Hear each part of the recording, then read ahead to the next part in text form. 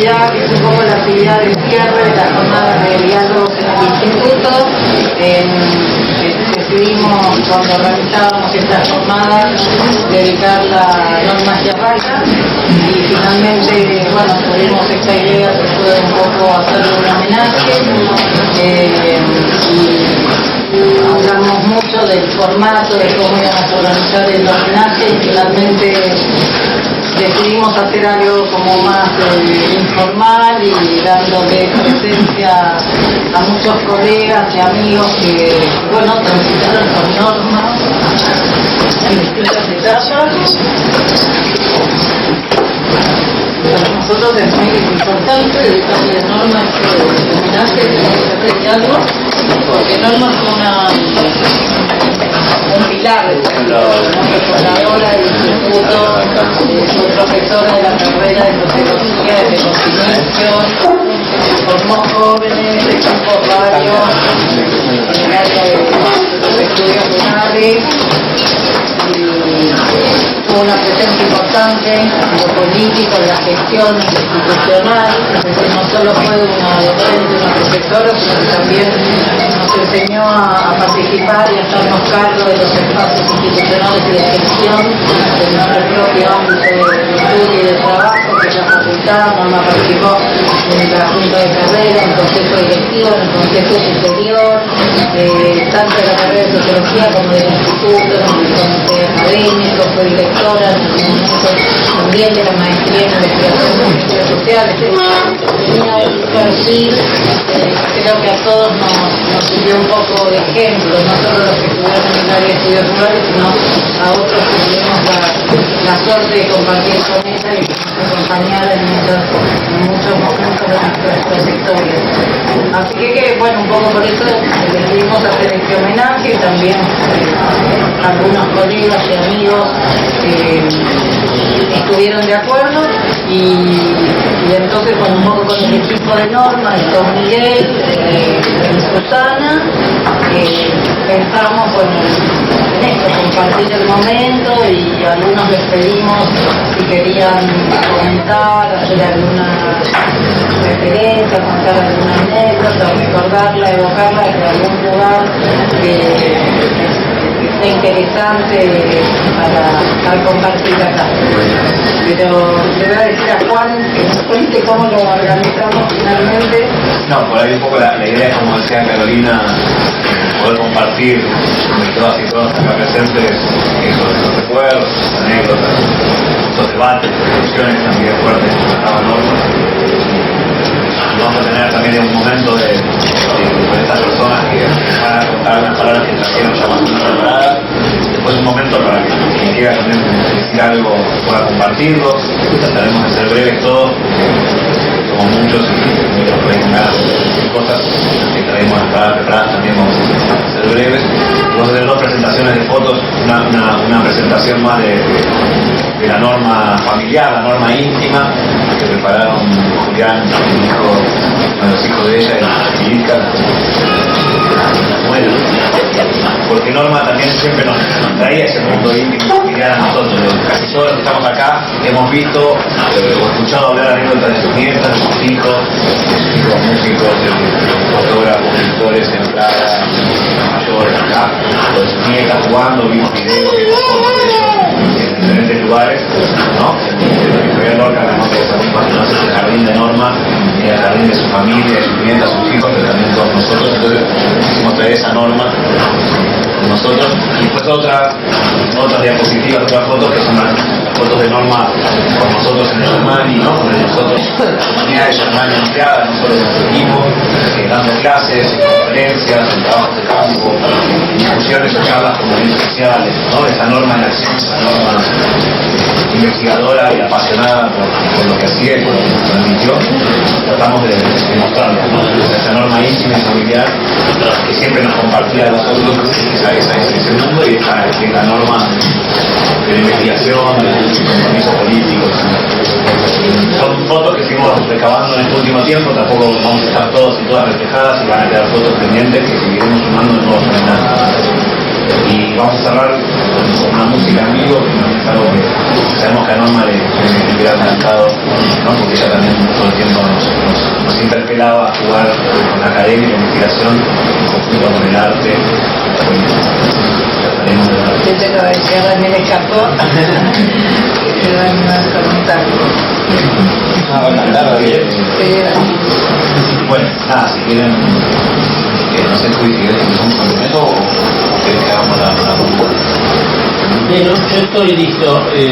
Quería simplemente comentar que la idea original era buenas tardes, soy Julián, soy el hijo de Norma, soy uno de los hijos de Norma, mayor. Mi hijo me comentó hace algunos días, fui a ver un homenaje y me preguntó si podía tocar con mi grupo y estaba muy sobre el punto y le dije que no, porque no había teclado, etcétera, no hubiese sido posible. Entonces me invitó a que haga una selección de fotos. Pensé que le iba a hacer de taquito y cuando me metí en los discos duros de mi hija, bueno, fue un laberinto y la verdad que tuvo que escanear fotos. La verdad es que lo hice un poco rápido el trabajo, recién estaba viéndolo por primera vez cómo quedó completo. Está más o menos organizado cronológicamente, como dice Juan, es simplemente para hacer un vistazo general de mi vieja a lo largo de los años. No hay ningún criterio de selección de quién está, quién no está, si fue un poco armado de esa manera. Así que bueno, agradezco a Carolina por la invitación y a los muchachos de TER. Bueno, vamos a ver qué salió, digo. Hay que tomarlo como un work in progress. A ver si podemos pasar algunos. Bueno, por ahí podemos empezar a leer y después los seguidores que es la Gabriela.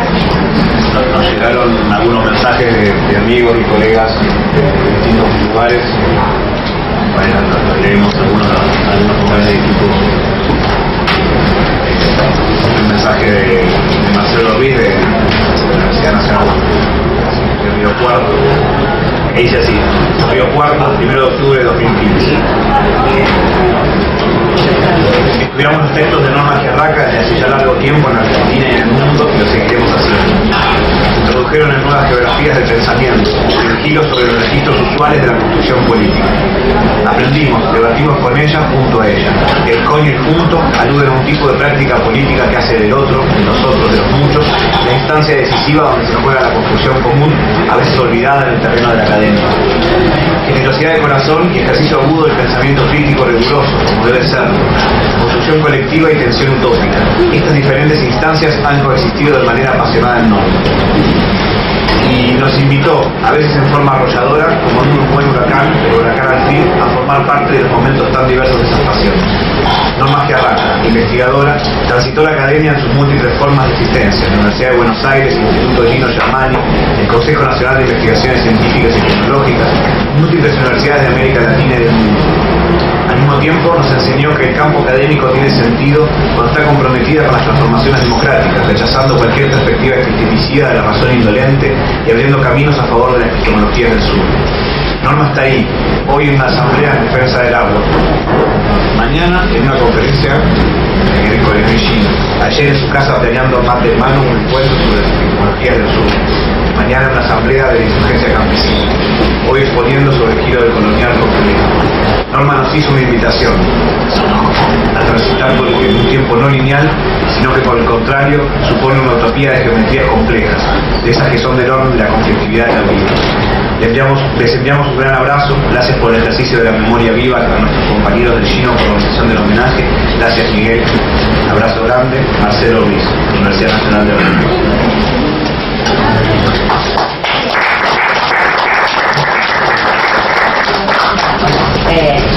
Yo tengo una de Horacio Machado Arauz de Catamarca que dice: me hubiera gustado mucho estar ahí hoy compartiendo cuerpo a cuerpo este abrazo a Norma con todos y todas ustedes. También compañeros y compañeras en esta lucha por dar vuelta a la página, por dar vuelta de página de esta incivilización de la modernidad colonial capitalista y abrir otros rumbos. Me imagino que como yo seremos muchos y muchas que no podremos estar hoy ahí. Pero sin embargo, desde las periferias, desde acá en Catamarca, en Algalá, Tinogasta, Famatina, Chilecito, Los Valles Calchaquíes y muchos otros lugares, estaremos recordando a Norma, a su energía rebelde, crítica, franca. Hoy, por caso, estaremos reunidos en nuestro colectivo Sumascas Causai, organizando una actividad pública para el 11 de octubre, conectando la sensibilidad y la memoria colectiva del saqueo originario con el saqueo del presente. Siento que acá también estará presente a Norma, no solo porque la recordaremos, sino también porque no es posible separar sus espíritu y sus huellas de nuestras construcciones y prácticas. Así, en cada acto de memoria, en cada práctica rebelde, estaremos haciendo presente las huellas de Norma en nuestros corazones. Fue un año difícil no puedo dejar de mencionar y asociar en mi corazón la partida inesperada de Norma con la de Javier Rodríguez Pardo, otro compañero y maestro entrañable. No puedo dejar de recordar tampoco a Andrés. Sus recuerdos nos dan hoy más fuerza que siempre. Nos obligan a ser consecuentes y seguir caminando. Un abrazo de corazón a todos y todas y un cariño muy especial a Miguel, a Juan y a la comunidad más íntima de Germani que deberá seguir su legado. Gracias.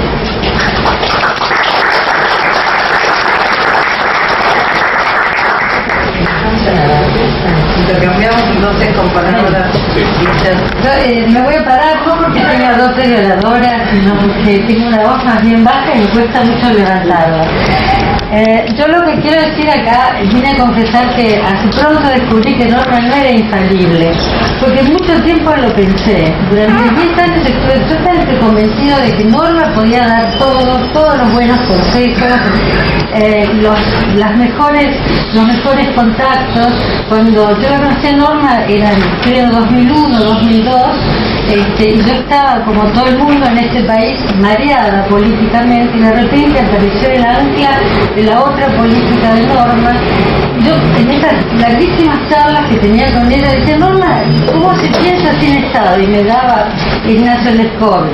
Leskovich me influyó muchísimo para mi primer libro, que fue La Intemperie, lo empecé a escribir muy tarde, con Norma ya en mi vida. Y Norma fue alguien que fue modulándome porque de alguna manera también fue de contacto con mi infancia. Yo recuperé Tucumán y Santiago del Estero a través de alguien que amaba profundamente la vida rural.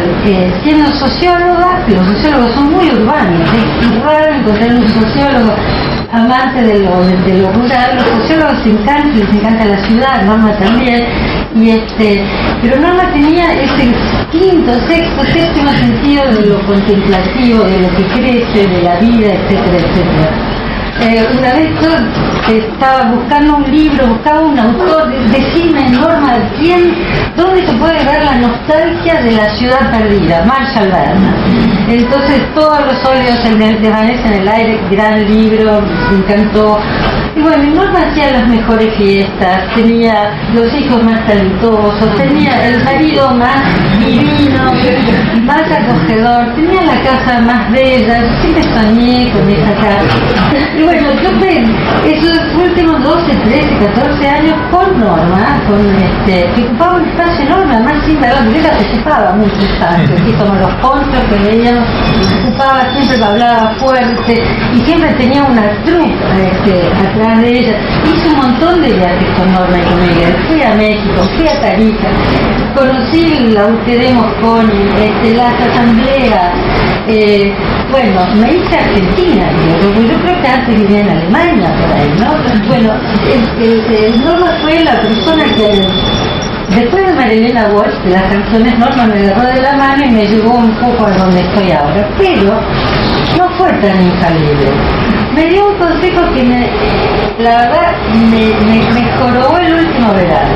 Bueno, Norma veraneaba en Córdoba, donde yo también veraneo, que es Tras la Sierra, que es una zona de la Argentina que es todavía no está tan perjudicada, todavía no tanto, y que se mantiene semi-agreste, semi-rural, y ella también eligió ese lugar porque estaba ya con sus problemas de bronquios.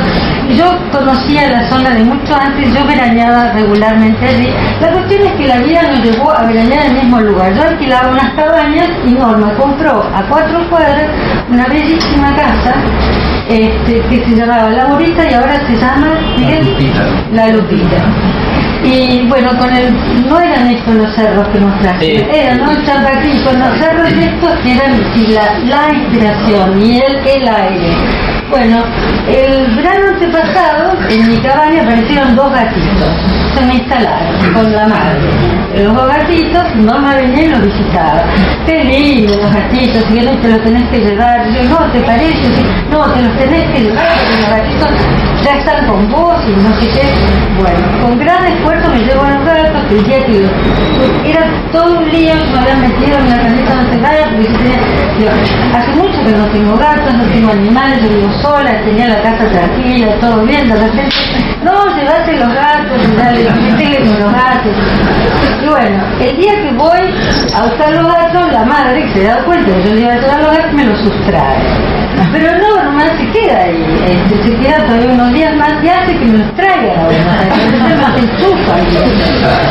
Bueno, pasa un año con los gatos, yo le mando fotos, las fotos de los gatos aparecen en el Facebook de Norma, integrado con los nietos, todo, y Norma muy curiosa de cómo evolucionaba eso. Yo le mandaba testimonios de los gatos todo el tiempo, ella comentaba y subía a Facebook, qué bien que están, se ve que están muy bien. Este año hubo que resolver otra vez el veraneo. Entonces yo ¿qué hago con los gatos? Norma me dice, no, llevarlos. ¿Cómo? ¿Cómo llevar los gatos? Norma, no, ¿cómo llevarlos? Los gatos son animales territoriales y van a entender que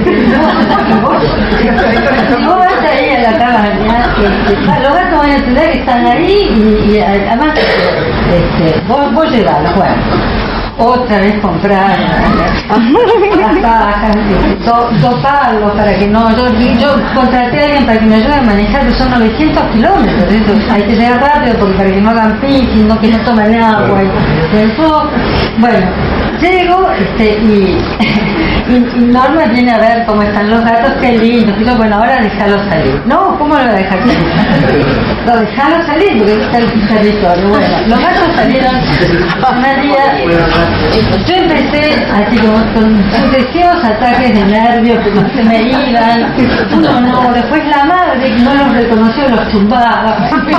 La madre estaba con cría nueva, entonces no quería saber nada de tener en su territorio estos 2 que no sabía quién era. Y entonces los 2 miraban todo el tiempo. Bueno, yo hacía un malabarismo total. No me decía, no, vos sacarlos y... La cuestión es que lo saco y uno de los 2, el chique, que es un desastre, así parece como mandado a hacer por Norma porque se manda solo y va por los campos, se escapaba siempre y se metía en un gallinero. En un gallinero al lado, que era de una señora Paqueta cordobesa que decía, estos porteños de mierda que vienen acá y se creen que esto de las sierras son pinzas igual para los gatos. Y yo le quería explicar que no eran gatos porteños, sino que eran gatos porteños. Pero la cuestión es que el chique se me iba y nunca venía, yo vivía con el Jesús en la boca. Fueron 5 días o 6 días de adaptación imposible hasta que, bueno, consulté a una psicóloga que tenía una cabaña y me dice, cortala, querida, estos son de departamentos, metelos adentro y dejá los gatos. Y bueno, lo dejé adentro sufriendo como condenada todo el verano y bueno, y Norma venía a verlos y decía, qué lindo que están los gatos, y yo le decía, mira lo que me hiciste hacer, estoy haciendo acá, qué sé yo, pero bueno, finalmente y me di cuenta que una socióloga rural no necesariamente sabe de gatos. Ahí la pifió Norma y me lo reconoció. La verdad que no soy Esto es todo un... Ese es el me lo reconoció. Claro. Bueno, Salida de perro.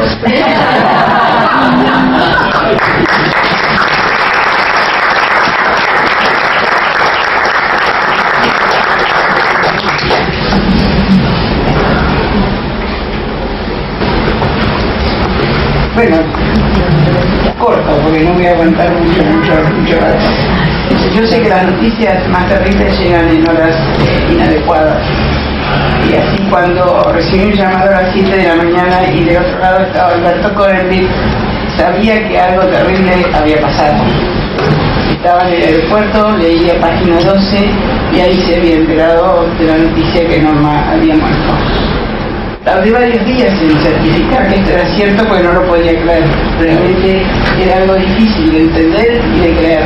No me animaba a llamarlo a Miguel, le mandaba mensaje a Carolina que no sentía respuesta, pero finalmente un día me tuve que convencer que esto era así. Conocí a Norma en la universidad, no sé si todos ustedes saben, yo soy bioquímica, alejado del campo de la sociología, pero por ella aprendí a querer a la sociología y a todos los sociólogos que la rodeaban. Todos tenían, qué sé yo, la misma calidad humana que ella, por eso los quise tanto. Hicimos la universidad, luchamos por ella, fuimos a cuanto lugar y a cuanta asamblea y cuanta cosa era necesaria escribir y hacer por ella. De verdad no hemos tenido mucho éxito, lamentablemente. Y amamos la música, y amamos a Marta Argerich, ambas, las dos, y realmente tendré de ella el mejor de los recuerdos. Recuerdo una noche en la Navidad, los chicos no estaban y Norma y Miguel vinieron a casa. Y Norma grabó en su grabador la música que mi marido tocaba en el piano. Y hacía poco me había dicho, el día que te cures de la muerte de tu marido, seré capaz de entregarte esa música. Nunca llegó el momento que me la entregó, se la llevó con ella. Y bueno, de todas maneras, la recordaré que ella tuvo la buena voluntad de grabar la música de mi marido y esperar que yo me curara. Y ahora, encima de esa enfermedad de mi marido, tengo la enfermedad de haber desaparecido mi mejor amiga, hecha en tiempos tardíos, pero que valió la pena.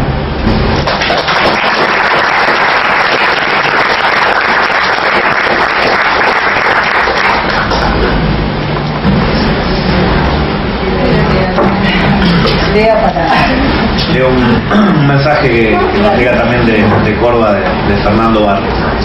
Dice así: para quienes venimos del ámbito académico y observamos con preocupación la falta de interés de nuestros colegas sobre el rol actual de la producción de conocimiento y la falta de compromiso social, Norma Giarraca fue un faro en medio del océano. Ella, desde su incansable labor, nos marcó el rumbo a muchos de los que como yo buscábamos la posibilidad de trascender la burbuja científica y darle sentido a nuestra tarea cotidiana. Conocí a Norma a través de mi madre y pronto entablamos una fructífera relación tanto con ella y su compañero Miguel como con su equipo de trabajo, con quienes, como el caso de Juan Baren, comenzamos a pensar y luego dar la forma a la producción de artículos en los que nos dábamos cuenta, desde nuestras distintas miradas teóricas, de una problemática común de la que hasta entonces pocos investigadores, salvo el grupo coordinado por Norma, se habían animado a enfrentar: el modelo sojero de desarrollo, con todas sus terribles consecuencias sociales y ambientales. Para mí fue una de las mejores experiencias profesionales que me pudieron haber pasado. Gracias al intercambio con Norma y su equipo del GERGEMSAL, pude llegar a plasmar mis anhelos profesionales y no tengo duda que desde las cosas que he escrito, las que más significado tienen para mí, son las elaboradas junto a ellos, las cuales paradójicamente tienen menos valor para los estándares cientificistas del CONICET. Norma fue además una mujer sumamente generosa, algo raro en el competitivo mundo académico. Fue así como apoyó y fortaleció la tarea de muchos de los que como yo nos animamos a abordar otras temáticas y trabajarlas en forma interdisciplinaria, cosas que muchos pregonan pero nunca realizan. Entre ellos Andrés Carrasco, quien en un mar de ataques por haberse animado a mostrar la punta del iceberg que significa la contaminación con agroquímicos en nuestro país, encontró en Norma quien lo supiera sostener y apuntalar en su lucha. También era generosa en lo personal. Muchos de quienes estuvimos cerca de ella en algún momento, no solo pudimos enriquecernos de su lucidez intelectual, sino además compartir gratos momentos en su casa de Buenos Aires suprarracial. Parafraseando a Rodolfo Walsh, Norma fue un intelectual de su tiempo, que comprendiendo la realidad social, se comprometía desde las entrañas con la misma. La recuerdo discutiendo temas de actualidad con claridad, defendiendo las causas justas con vehemencia, sea un lunes a la tarde en su oficina, o sea un domingo temprano por la mañana. Su compromiso la llevó a recorrer desde las tierras oaxaqueñas de México hasta la cordillera, pasando por la región chaqueña. Y lo más importante, no lo hacía como muchos para sumar méritos y luego olvidarse de sus pueblos. Lo hacía para aportar desde su lugar de intelectual en la lucha de los movimientos sociales. Vamos a extrañar a Norma. Referentes teóricos hay muchos, pero cada vez es más difícil encontrar referentes humanos en el ámbito intelectual como ella lo ve. Es por ello que su ausencia se hace más sentida entre nosotros. La mejor forma que encuentro de recordarla es siendo coherente como ella y no dejar de trabajar y luchar por ese otro mundo posible que todos anhelamos. Fernando Barri, Córdoba, 29 de septiembre de 2015, investigador del CONICET y docente de la Universidad Nacional de Córdoba.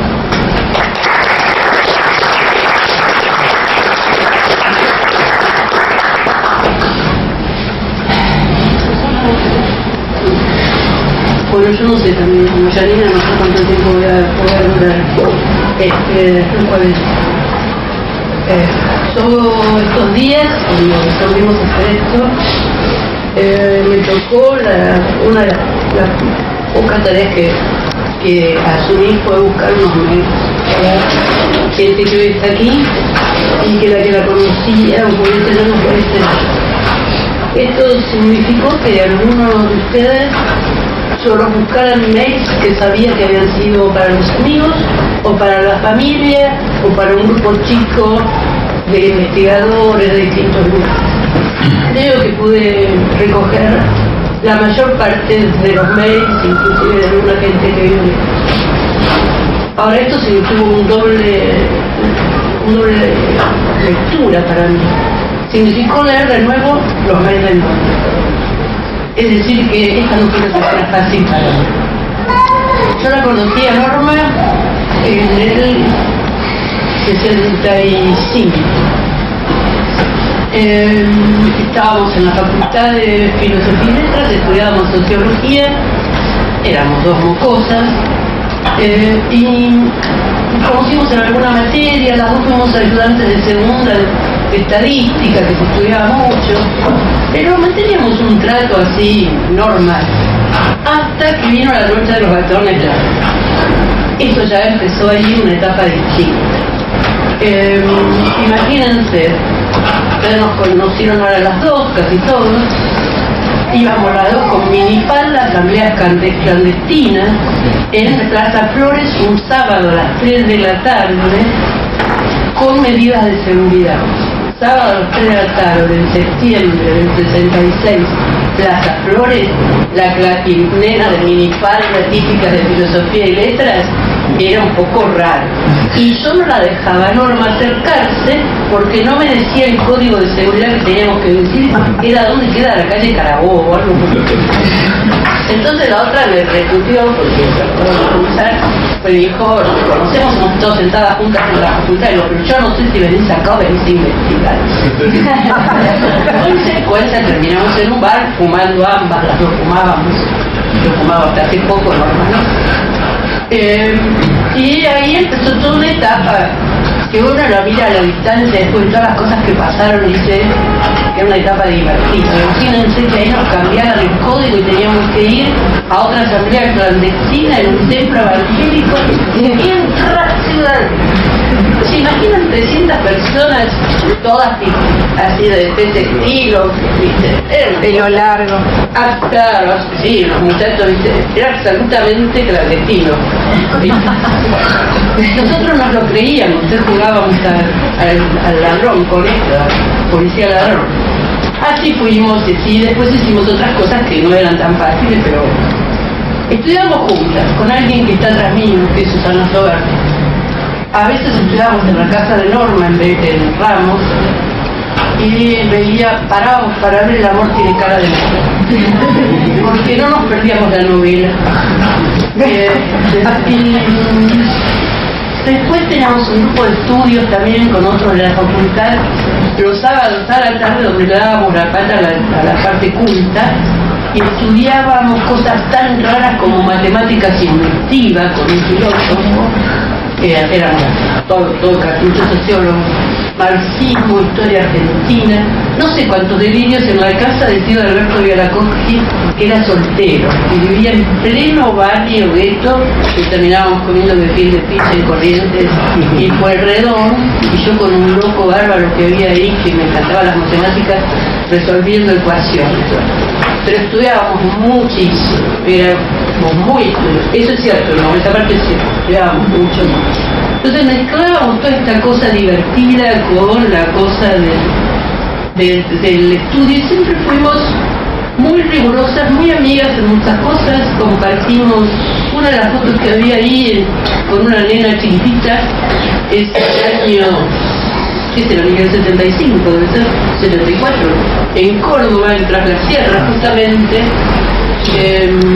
en una esquina de Las Rabonas, donde la familia de mi marido tiene una casa, y habíamos ido con Norma y Miguel de vacaciones a Córdoba en el invierno, y estaba Yamila, mi hija, en esa foto. foto que significó la reconciliación con Norma en la etapa que me tocó estar en el muro de los malos. Yo tuve 2 etapas en el muro de los malos. En una no supe nunca por qué era. Totalmente desubicada, no me di cuenta por qué, pero como era un poquito antes de la dictadura, ni me ocupé de averiguar por qué, porque mejor no averiguar en ese momento. Pero un día recibí una invitación, una cosa de México, y dije, entonces le seré un tarro así de dulce de leche, no encontró nada mejor que decirme, por supuesto, que en México se conseguía dulce de leche, ¿no? Ustedes vieron que esa foto es anterior a lo que estoy contando, así que después de eso, sí, volvimos a ser amigas como antes. Nunca le pregunté tampoco por qué había estado en el muro del mar, pero bueno, y después voy a estar en el muro del mar acá en la facultad. Ella sí sabía por qué, yo me mataba de la risa, entraba a la oficina de él, los chicos se acuerdan, yo entraba a la oficina de Norma, entraba así y decía, hola Norma, ¿cómo te va? Y ella se daba vuelta así, miraba para otro lado. Mi marido, que nos conocía a las 2 de esa época, me decía, Susi, pero hablale. Le decía, sí, yo sé por qué está enojada y no tiene una razón. Entonces yo no le hablé. Entonces un día me manda esta foto por mail, que justamente la volví a ver ahora, me manda esta foto por mail y me dice, no puede ser que por un HDP estemos peleadas. Y yo le contesté, yo no estoy peleada. Y ahí nunca más volvimos a hablar del tema y seguimos siendo amigas. Pero esa era la destino. Junto con eso compartimos cosas feas y cosas muy lindas. La vuelta a la democracia, en donde yo le recetaba cosas porque había venido con gripe, ¿no? Y como si medio bruja, le daba remedios alopáticos, que todos saben que después no debería tomarlo, pero la madre de Miguel decía, vos tenés una amiga médica, y Norma decía, sí. Y cuando yo iba, andaba por un médica, estaba en el estuvimos en toda la etapa de la vuelta a la democracia, juntas, dábamos clases juntas, en el universitario, y me de acordar porque éramos de las militantes que íbamos hasta las asambleas, y nos amargábamos porque nosotras dos decíamos que no estábamos de acuerdo con el paro, hacían paro y se hacía un paro activo, y las únicas taradas que iban al paro activo éramos nosotras. Resolvimos turnarnos una vez y después terminó que uno de ellos estaba de restaurante en una cosa de droga, el operativo y en esa etapa fue muy linda porque estuvimos creando acá una carrera, trabajamos con los primeros chicos, nosotros dábamos análisis de la sociedad argentina 2, que era ver toda la parte agraria de Argentina, cosa que ni hoy se da en la facultad, la gente no sabe que hay un productor pobre de tabaco que ha debido la lontananza. Estuvimos en la formación del instituto y mientras revisaba los mails encontré uno que tenía que ver y me decía, que nos acordábamos con Norma una vez de algunas de las cosas divertidas de esta facultad. Hicimos un planteo, un grupo de acá, Albornoz, el secretario de Ciencia Técnica de la facultad, y fue a vernos en un lugar que estaba en Callao, en Paraguay, y nos dijo que estábamos en un palacio. El tipo no sabía con quién se metía, porque estábamos Norma, Inés, Marta Zanavia y no sé quién más. Le dijimos de todo. ¿Vos estabas Carla? El Palacio del Callao. Si no mayor de la paredes electrizadas. Exactamente. Y nos dijo, vos le dijiste, vos con esa vocecita suave que tiene Inés, le dijo, porque acá las paredes se electrifican. No obstante, fue una etapa muy linda. Ahí tuvimos los primeros jóvenes que trabajaban con nosotros. Ahí fue cuando hicimos el trabajo sobre Tucumán con Norma. Ahí nos empezamos a ir de trabajo de campo, juntas. Yo compartí una etapa en donde estaba Diego Piñeiro, que era que estábamos en la agricultura, que fue nuestras primeras formaciones, y donde estudiábamos bastante también, porque nosotros de sociología rural ninguno sabía nada, vos eras agrónomo, sabías algo de la vaca, pero nosotros ni siquiera eso. Y cada uno que no existía internet, cada uno que viajaba nos traía un libro. A Miguel lo teníamos loco, y una vez con Norma nos pusimos las dos a estudiar, y Miguel nos dio los libros por si nosotros lo entendíamos. La vieja lloraba y lloraba. Y yo decía, por eso decía, no se puede, pero bueno, ahí trabajamos conmigo.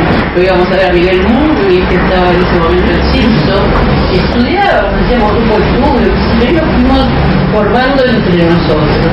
También por ahí pasaron chicas, Charlie Reborati en algún momento como pasantes, nos divertíamos bastante, teníamos Susana Soberna también, y quedamos en la Secretaría de Agricultura. Alguien en una época distinta nos tomó porque habíamos hecho un trabajo, habíamos estado, y habíamos hecho una ponencia para un congreso. Y tenía 3 cargos y nos tomó.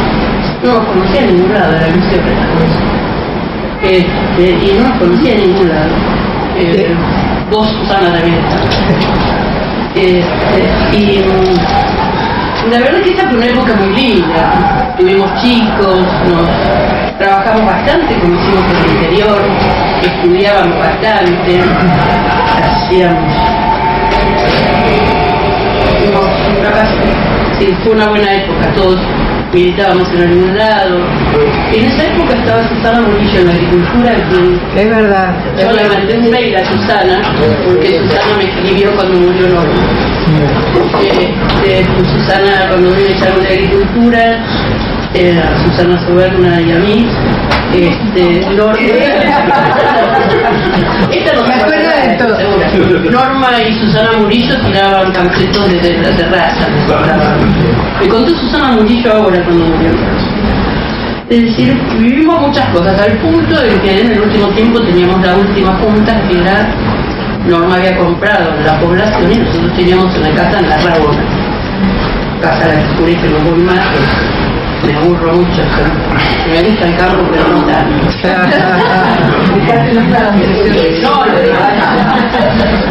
Bueno, pero sí, nos veíamos ahí, nos hemos visto ahí.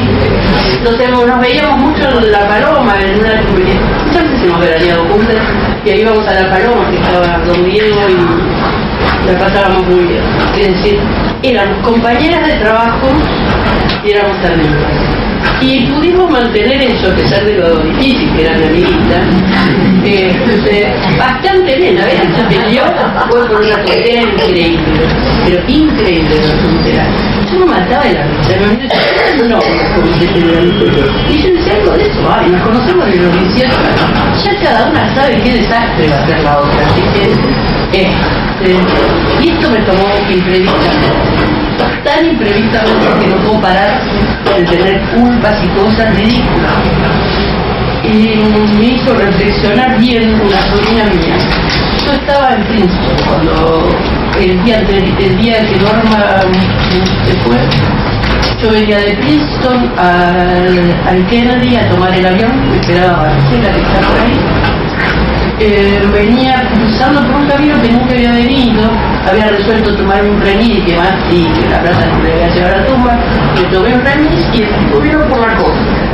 Cuando pasamos por Brooklyn, era un día precioso, había llovido toda la semana, yo miré el mar y dije, me quedaría en la casa de Emilio, el hermano de Julián, que vive en Brooklyn. Y qué miércoles vuelvo a Buenos Aires, hacerme mal, instalada, de todas esas cosas. Eran las 1:30 del mediodía, 2 de la tarde del domingo.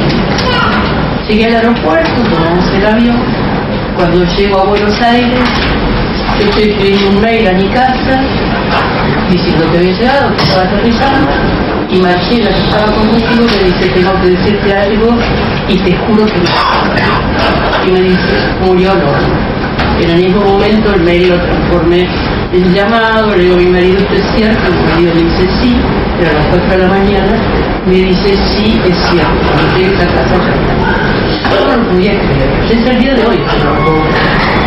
Mi sobrina, la de Princeton, cuando yo le conté lo que había pasado, mi sobrina dijo algo que yo no soy muy metafísica en las cosas, pero dijo algo que me reconfortó un poco. Me digo, justo pasé por el mar, y a mí me encanta el mar, y pensé en Emilio, y dije, me quedaría acá, lo voy a llamar Emilio y acá, y me quedo acá. Y digo, ese es el momento en que ella se estaba yendo, seguramente. Y mi sobrina me dijo, Susana fue la última que nació con vos.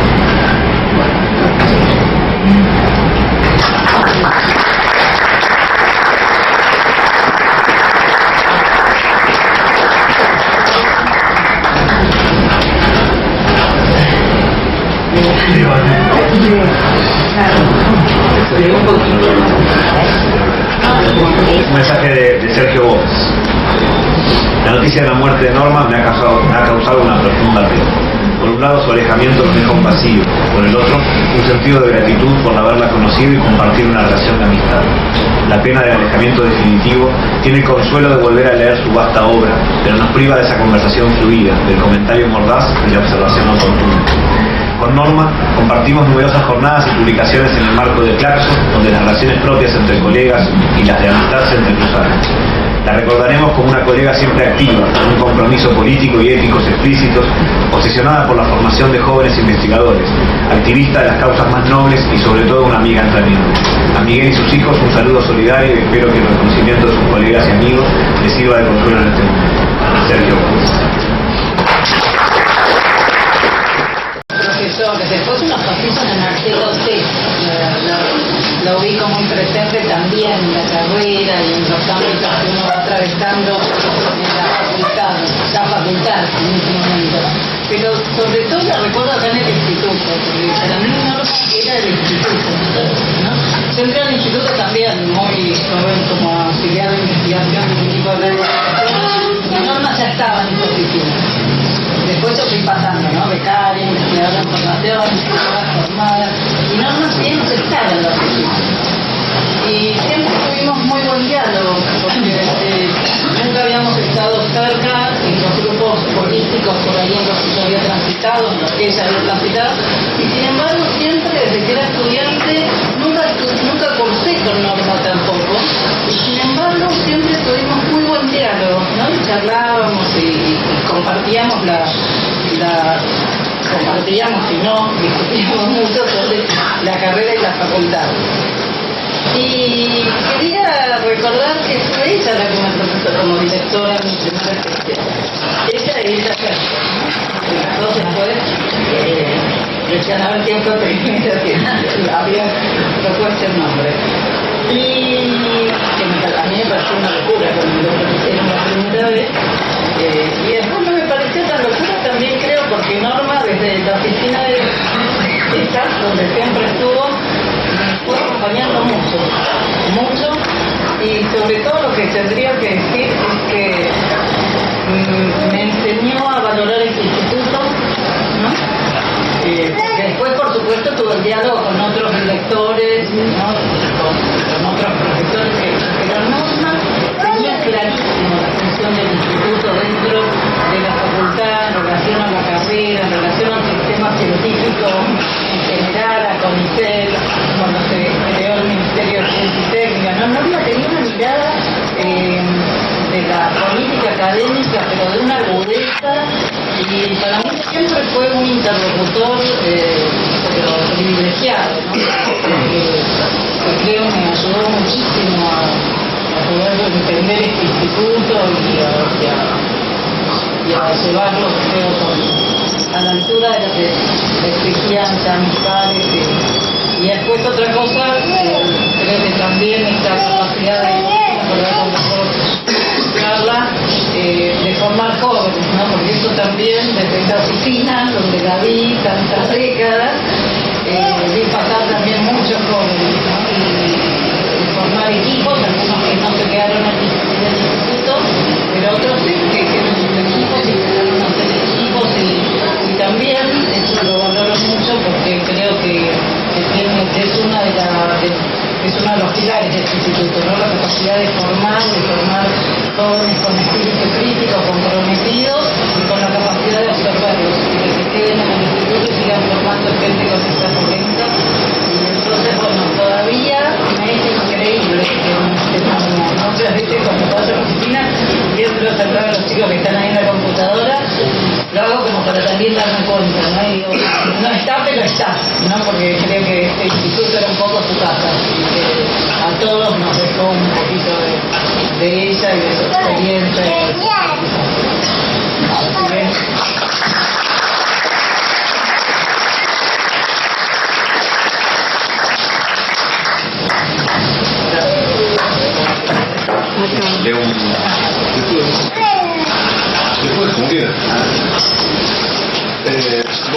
sé que bien. La verdad tengo muchas cosas para contar, recordar a Norma. La verdad no sé por dónde empezar. Sí, yo no soy académico, soy abogado, quizá el único acá. Bueno, acá hay otro abogado. Y con Norma bueno, nos transformó a nosotros, a mí me tocó con su varita mágica y me sacó de ese mundo cuadrado que es la abogacía, ¿no? El derecho. Para colmo sin mundo académico, ¿no? Y me dio un sentido que me transformó para siempre, y el ejercicio de mi profesión tiene que ver con ese toque de su varita, ¿no? Pero no es solo eso, que no es poco, hay mucho para contar, pero no hay tanto tiempo, sino también lo que eran que hablamos recién acá con Pali, lo que eran las visitas a su casa, ¿no? Lo que era ir, siempre te decía, que era una experiencia familiar, cultural, ir a la casa, ¿no? Era una experiencia social, era una experiencia festiva, sea para lo que sea. Era una experiencia gastronómica también, porque siempre tenía un vino, ¿no? O algo de algún lado raro que alguien le mandaba y te dice, probá esto, probá lo otro. El ocio también, nos tiramos a la pileta. Y bueno, y con Norma vivimos muchas cosas que nos transformaron. Yo viajé bastante en el último tiempo, ¿no? Yo soy más del último tiempo. Que Norma yo iba con cosas resueltas, y como ustedes saben, Norma te las daba vuelta en un segundo y tienes razón, no, uno creía que tenía resuelto algo y te lo daba vuelta y te encontraba la verdadera cuestión. Y otra cosa que me parece importante es, que muchos lo saben de acá, pero recordarlo, es esa relación que tenía con muchas asambleas, sobre todo la relación que tenía pues yo la conocí con la lucha contra la mega minería, ahí la conocí.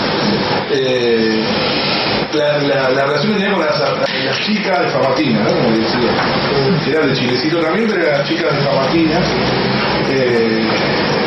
que se conmovieron muchísimo, digo, y que les transformó la cabeza. Norma fue muy importante en esa lucha, una lucha, como muchos de ustedes saben, histórica, una lucha absolutamente desigual, comandada, o no comandada, sino liderada por mujeres. Mujeres sin formación académica, son docentes, otras comerciantes, pero que lideraron ese movimiento de 6.000, un pueblo de 6.000 habitantes que echó a 3 mineros, una canadiense, una barricol, nada más de las echaron, literalmente además, ¿no? O sea, las echaron de su lugar. Y mucho tiene que ver ese cambio, o la mayoría tiene que ver, en la cabeza de esa chica de Famatina, Norma, ¿no? Norma las empoderó en una provincia machista, no en cualquier lugar, ¿no? No en una universidad solamente. Muchas de ellas quedaron solteras y se separaron porque eso el hombre no puede soportar ese empoderamiento de la mujer. Eso lo comentamos siempre con Norma, lo comentamos, cómo quedaba, y bueno, y también los llamados que fueron esos días cuando nos enteramos de lo de Norma, los llamados que eran de las chicas de Famatina, una tristeza, pocas veces vi, pero además un sentimiento de orfandad, que así me lo decía. ¿Y ahora qué hacemos? Ahora no tenemos idea qué hacer. El mismo sentimiento de orfandad que tenemos nosotros. Y después, bueno, Norma nos ayudó mucho. Yo justo, para finalizar, bueno, Norma hasta me ayudó a elegir el colegio de mis hijos. O sea, esa vieron que Norma era de lo que veía que todo le pasaba lo mismo. No sé cómo tenía tanto tiempo para hablar con tanto tiempo, ¿no? Cómo le daba el día. Pero bueno, justo a mediados de mayo, mi papá tiene un problema de salud, y todos esos días, hasta 2 días antes, me llamaba todos los días y hablábamos de eso, y me daba, y yo le preguntaba, ¿y cómo hacen en otras culturas para soportar esto? y de golpe, bueno, pasa lo que pasó. Igual Norma se fue como Norma, ¿no? Así, sin sufrir, está acá con todos nosotros. No tengo nada para terminar, pero bueno, recordarles muchísimo amor, muchísimo, y le agradezco mucho.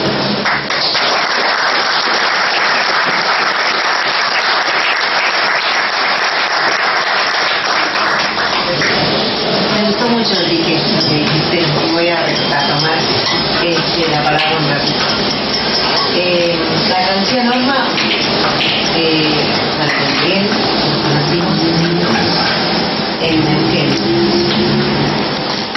Dejamos juntos acá y seguimos toda una relación así familiar y muy intensa de coincidencias, porque habíamos coincidido en muchas cosas. Personalmente toda la vida yo soy abogada, como decía Enrique, y había mirado la carrera como algo no así estructurado. Tal vez le viene a mí desde antes toda esa estructuración, ¿no? Es decir, sino como algo que es parte de la vida y tiene que ser un instrumento apropiado y tiene que venir como en un conjunto humano que transforme lo humano, si no, no tiene sentido. Es decir, y todo eso nos fue ligando en los diálogos y en las compartidas de coincidencias, ¿no? Y Loncopué fue un lugar, en una de las luchas por la causa de la contaminación, de contra la contaminación, en Loncopué, donde es un lugar chico, pero que había trabajado seriamente y donde yo había trabajado muchos años, porque estuve participando en toda la zona de Neuquén más de 15 años, desde mi profesión. Así que había toda una serie de convergencias muy interesantes. No sé, traje el libro y todo, porque para mí fue muy fuerte con lo de los bicentenarios y otras transiciones de resistencia. Yo escribí un artículo acá en este libro, ¿no? Y fue Norma la que lo facilitó desde toda su generosidad, como ustedes bien lo dijeron, ¿no? Y en esas coincidencias, bueno, nos conocimos en este ámbito. Más de una vez hemos estado aquí en el Gino Germani con algunas reuniones, tanto que me escribió para invitarme así personalmente junto con Patricia. Nos escribió Tomás Palmisano, que había estado también en esta, y que hoy me decía, no voy a estar esta noche, que justo me enteré de otra cosa, pero como esa misma coincidencia de querer compartir, ¿no? Y en esto él me había escrito hace unos días, nos había escrito un poco como para que pudiéramos compartir un poco nuestras experiencias en esta búsqueda de la experiencia y la ciencia, ¿no? En esta búsqueda. Tuve la suerte también de conocer cercanamente a Andrés Carrasco por el contacto con Norma.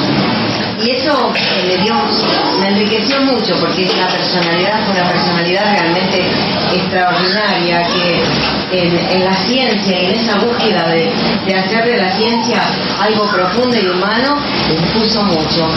Y bueno, fue una coincidencia linda de haber podido compartir con amigos y haber compartido con Andrés y con Patricia. Es decir, Norma nos fue uniendo en esa habilidad. Tenía esa habilidad. Y nos fue uniendo con Enrique también, porque esa lucha por toda la zona, por su... Y bueno, traer ese cariño de ella, esa fuerza esa presencia, con Miguel, ¿no? Porque siempre fue relacionado con Miguel. Lo hacíamos en la casa, aquí, en los viajes o en lo que fuimos. Bueno, mi relación fue de pocos años, estos últimos 5 años más o menos, pero fue muy profundo y muy intenso.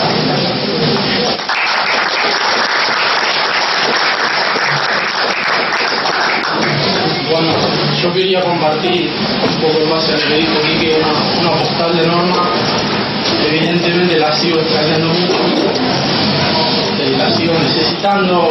Muchas charlas tuve con ella, sobre todo en la casa, es lo que recuerdo. Yo compartí con mi familia el exilio en México, que estaba plasmado un poco en la gente que conoció Julián. Y además soy sociólogo, entonces muchos puntos de contacto con Norma que después de un tiempo la volví a ver, inclusive con una propuesta de compartir una revista de pensamiento latinoamericano, y me impactó mucho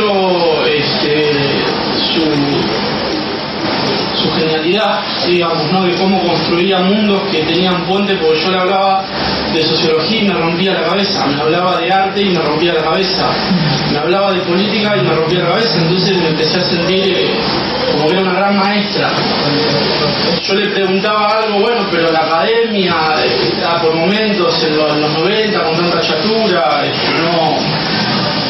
no te asfixia un poco, y me decía, mirá, sí, algunos mundos en sí mismos te pueden asfixiar o aburrir, pero la clave está en los puentes que hay que construir entre los mundos. Y entonces aprendí a pensar con esa lógica, ¿no? Me enseñó un poco eso, y además lo amorosa que era y lo cariñosa que era, porque después de un tiempo que no la veía, fui a la casa. Y entonces hablamos de sociología, de México, del zapatismo, de los movimientos sociales en la Argentina, de la crisis política del 2001, etc. Y para mí me había llenado y me había enriquecido, y me dijo, bueno, pero no te olvides de algo muy importante, cuando me la estaba despidiendo. Yo te tuve en brazos y te preparaba milanesa con papa frita, y era como, no podés decir eso. Pocas personas tenían esa capacidad de llegar al corazón de la gente, y entonces yo iba y le decía a mis compañeros de sociología o a mis amigos, che, tenemos que ir a la casa de Norma, no sabés lo que es, tenés que ir a escucharla. Y entonces varios amigos fuimos a la casa, a tal punto que le pusieron un sobrenombre a la casa, dijeron que nos encontramos con Norma en Puerta de Hierro. Un acontecimiento, pasó a ser un acontecimiento de, como decía aquí, de amor, de política, de pensamiento. Y bueno, agradezco por haber tenido el privilegio de haberla conocido. Muchas gracias.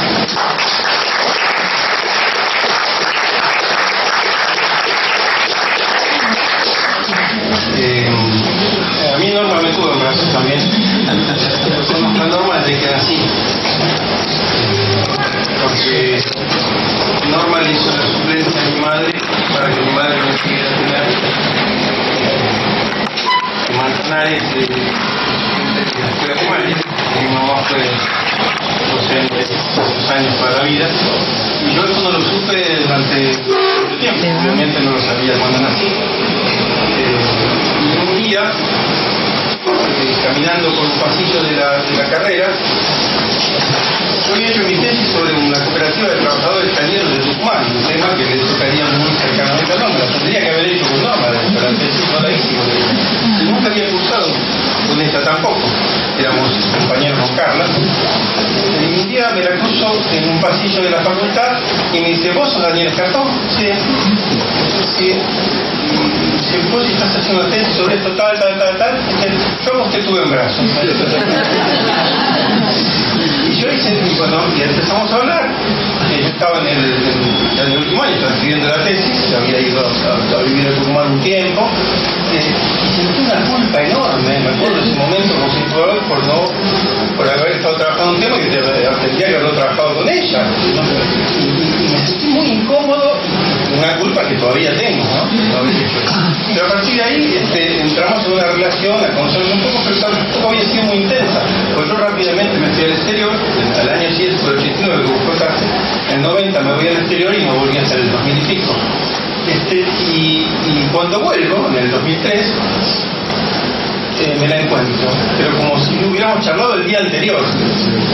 Y me encuentro lo que estuve haciendo y inmediatamente la palabra que sale todo el tiempo acá, ¿no? Generosidad. Ay, ¿por qué no venís a hacer esto? Por esto. Yo encima que vivido yéndome, me ofrecían una cosa y yo me estaba yendo a otro lado. Me fui a Rosario, cuando volví, me ofreció dar clases acá en la maestría. ¿Y por qué no haces esto? Me dio muchos consejos que lamentablemente hoy reconozco no haber seguido y que tendría que haber seguido, porque nunca me recomendó nada de gatos, pero sí otras cosas que hoy me arrepiento de no haber seguido su consejo. Y la palabra clave para mí siempre con ella fue generosidad. Cuando volví a Rosario me ofreció una casa, estuve viviendo en la casa de Julián, porque ya sabía que yo no tenía una casa donde vivir, y dije que basta los Julián.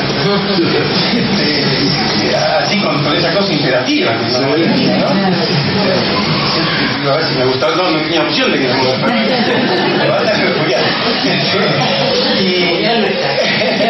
Claro, y que Julián estaba en República Checa.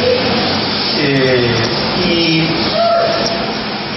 bueno, desde entonces hemos cultivado una amistad con ella y con la familia de Norma muy grande, que nos las discusiones políticas con enorme respeto y cariño, inclusive me acuerdo, y además yo le debo mucho a Norma de poder haber podido seguir manteniendo mi contacto por la ciudad. Por un momento harto de Buenos Aires me fui a vivir a una isla, de 5 años. Después cuando venía acá no tenía donde dormir. Entonces donde dormía, en casa de Norma, entonces para la noche estábamos, pobre Miguel, éramos un trío ahí. Miguel, Norma en la cama en pijama y yo en la puta mirando los programas políticos que no tarado, mira la verdad que estoy comentando los programas políticos, no. Bueno, pero como yo a veces en esas reuniones cantaba, querían que cante algo, yo quería cantar tango y bossa nova, pero no, cuando pensé en cantar algo bossa nova no me vino ningún tango ni me vino ninguna bossa nova. Me vino algo que voy a intentar con los nervios del momento cantar un poquito a capela ahora y leer un par de cosas que yo siempre leo, que son como una especie de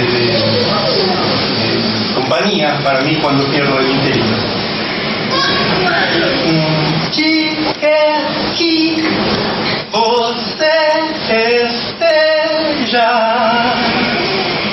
em Marte ou Eldorado.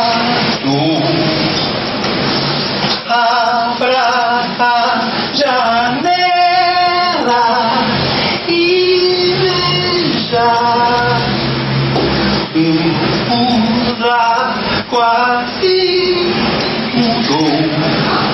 Abraço de anos luz que nenhum sol aquece e o fogo escuro esquece.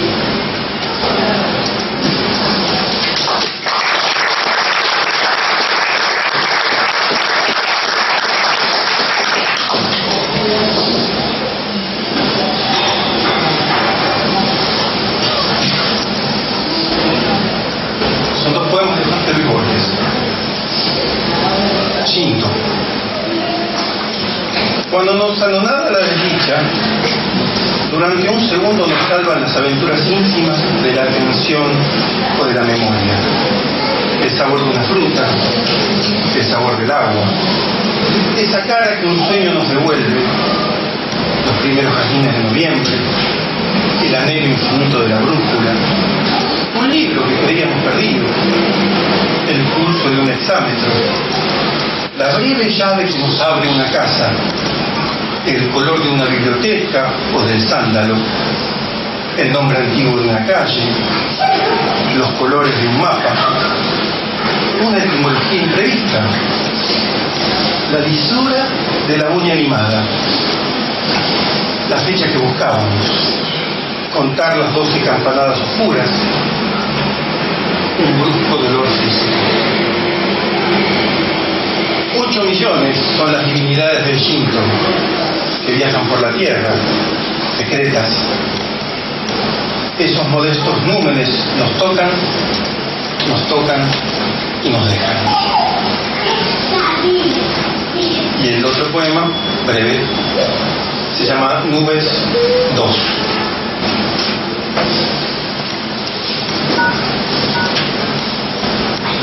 Por el aire andan plácidas montañas o cordilleras trágicas de sombra que oscurecen el día. Se las nombra nubes. Perdón, estoy leyendo el otro. Nubes 1, aquí quería leer. Me parecía que estaba ahí. Nubes 1. No habrá una sola cosa que no sea una nube. Lo son las catedrales de vasta piedra y bíblicos cristales que el tiempo allanará. Lo es la Odisea, que cambia como el mar. Algo hay distinto cada vez que la abrimos. El reflejo de tu cara ya es otro en el espejo y el día es un dudoso laberinto. Somos los que se van. La numerosa nube que se deshace en el poniente es nuestra imagen. Incesantemente la rosa se convierte en otra rosa. Eres nube, eres mar, eres olvido, eres también aquellos que has perdido. Muchas gracias.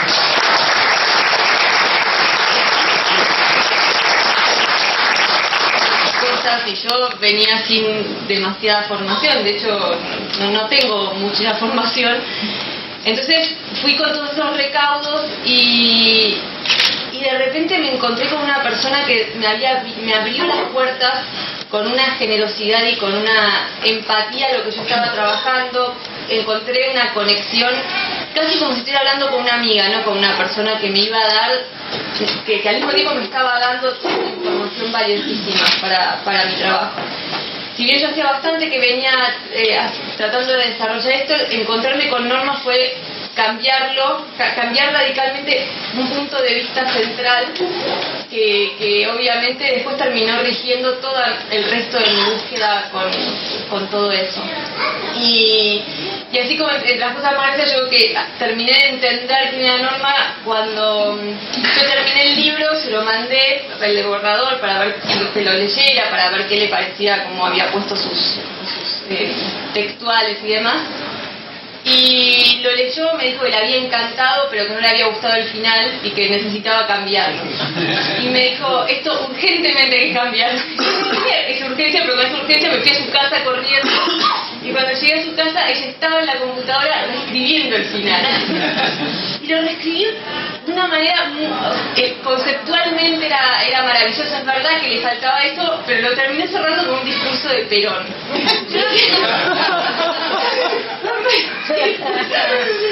Bueno, no sé, después fíjate, esto es lo que tenés que hacer. Con mucho temor extraje el discurso de Perón, dejé todo el resto que me había puesto. Y después de ahí entablamos una amistad muy linda. Como otra de las cosas que me dejó fue una vez, estábamos en mi casa con Miguel y la escuché definir a una persona de una manera absolutamente crítica, rotunda y casi como indescifrable, que fue decirle a alguien: qué moderno que sos. A partir de ese momento dije como eso, bueno, eso Norma fue una persona a la que extraño todo el tiempo porque me enseñó a pensar otra vez cosas que, no sé, a pensar todo el tiempo. Entonces estoy todo el tiempo hablando con Norma en mi cabeza, así, como loca hablando con Norma. Y es Miguel también.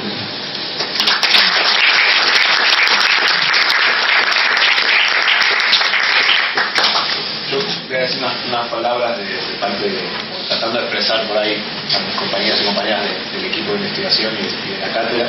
Antes por ahí unos saludos que llegaron también de distintas geografías, de Santiago Álvarez, de Claudia Briones, de Walter Miñolo, de Daniel Martín, de Pablo La Peña y Luciana García Guerreiro, que la recordaron por mails o mensajes. Estamos aquí. Yo tengo, perdona, Pilar Lizárraga, que está en WhatsApp viendo. Carlos Bacaflores Sibeki. Alberto de Rakowski también. Sibeki. Bueno, justo te corto un mensaje acá de Raúl, muy cortito, que dice: hola a todos y todas. Desde Montevideo les mando un enorme abrazo en este día dedicado al recuerdo de Norma. Norma fue una persona muy importante, sabia, compañera, sencilla, profunda. Quiero recordarla, como dicen los zapatistas, como alguien que no se vendió, que no se rindió, que nunca buscó trepar ni trepó en las escaleras del poder, que dedicó su vida al trabajo. Esa ética de vida es quizá el legado más profundo que nos deja Norma en este periodo tan difícil de nuestra vida. Salud, Norma, abrazos Miguel, abrazos todos, todas, Raúl.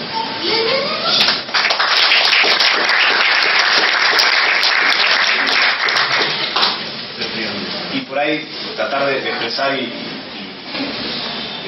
del dolor y de que todavía como decimos siempre, cuando empezamos este cuatrimestre de las clases, fue muy difícil, ¿no?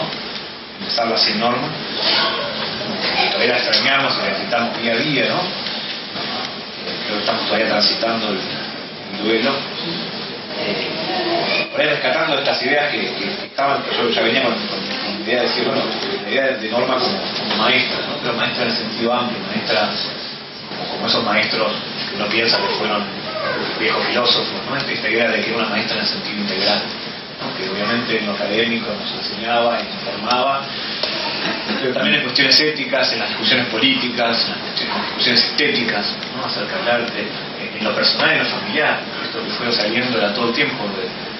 Yo también viví en la casa de Julián cuando Julián estaba, que me había quedado por distintos motivos personales, y la compartía con un dirigente de la comunidad de Colla de Tincunaco, en Salta. Estuvimos casi un año viviendo juntos en la casa de Molde, donde varios de nosotros pasamos y dos reuniones, donde Norma nos terminaba juntando a dos personas muy disímiles que somos hoy amigos entrañables, además de respetar la lucha de los compañeros y hermanos Collas. Generamos un lazo que solo Norma nos pudo brindar ese tipo de cuestiones, ¿no? Y empezar a practicar la ceremonia de la Pachamama en Moldes o en Washington, Puerta de Hierro, ¿no? Estas cosas que parecen bizarras y que por todas son súper profundas, ¿no? Que generaba, porque Norma lo que hacía era construir redes, ¿no? Las redes virtuales, tanto le llevaban tiempo y le encantaban en los últimos tiempos, y esas redes reales que notan en esta reunión, que estamos mayormente académicos y de Germani, pero también otros sujetos y otros pensamientos que Norma todo el tiempo enlazaba, ¿no?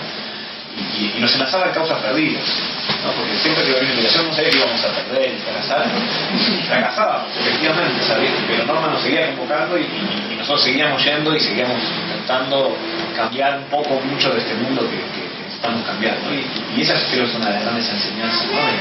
de la ética, de ese legado de Norma de pensar la investigación con mucha pasión y con un compromiso político, al mismo tiempo que no nos quite la rigurosidad del trabajo. Esto de invitarnos a publicar y a construir libros con otros académicos y también con representantes de movimientos sociales, y que después sí, en el CONICET no vale nada. Y después no lo cobran, seguimos cobrando en términos personales. Pero bueno, prefiero toda la vida haber participado de todo eso y construir de la manera que Norma se interpelaba a título académico que del paper, o de la carrera del paper de la que nos hablaba desde 1969 Balzac. Norma era una perturbadora de cabeza. Yo cuando cursé la materia en 2003, estaba terminando la carrera ya bastante hastiado, enojado incluso con la academia, con militancia barrial y territorial, me parecía que la academia muy bien, y alguien me dijo: tenés que cruzar el seminario de Chiarraga, te va a partir la cabeza.